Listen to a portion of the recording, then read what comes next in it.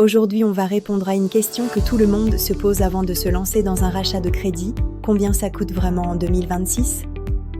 Dépôt de garantie, frais de notaire, frais de courtage, je vous explique tout avec des exemples concrets et des chiffres à jour. Avant de parler des coûts, rappel rapide. Un rachat de crédit consiste à regrouper plusieurs dettes en un seul prêt pour simplifier votre gestion. Cela simplifie la gestion et permet souvent de réduire les mensualités ou d'adapter la durée de remboursement à votre budget.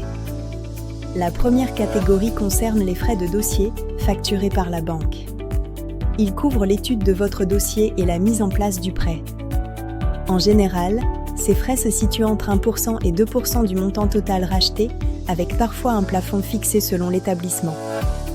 Ensuite, il peut y avoir des indemnités de remboursement anticipé si vos crédits actuels ne sont pas encore arrivés à échéance. Pour les prêts immobiliers, ces indemnités sont plafonnées à 3% du capital restant dû ou à 6 mois d'intérêt, selon le plus faible. Pour garantir le nouveau prêt, surtout avec une hypothèque, des frais de garantie et l'intervention d'un notaire sont appliqués. Pour un rachat de 150 000 €, les frais de notaire et d'hypothèque peuvent représenter environ 2 000 € à 3 000 €. À noter que ces frais incluent émoluments, taxes et débours du notaire. Si vous passez par un courtier spécialisé, il y a généralement des frais de courtage pour son travail de recherche et de négociation. Ces frais varient entre 1% et 5%. Souvent, ils sont intégrés dans le montant financé, donc remboursés dans vos mensualités, sans avoir à les payer immédiatement. Enfin, il y a l'assurance emprunteur. Bien que non obligatoire légalement, elle est souvent exigée par les banques pour les gros montants. Cette assurance dépend de votre profil, âge, santé, profession. Les taux peuvent aller de 0,10% à près de 2% du capital selon les cas.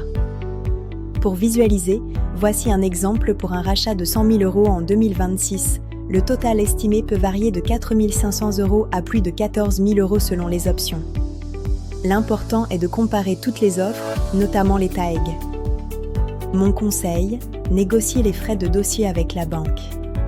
Comparez plusieurs offres et utilisez un comparateur pour maximiser vos chances.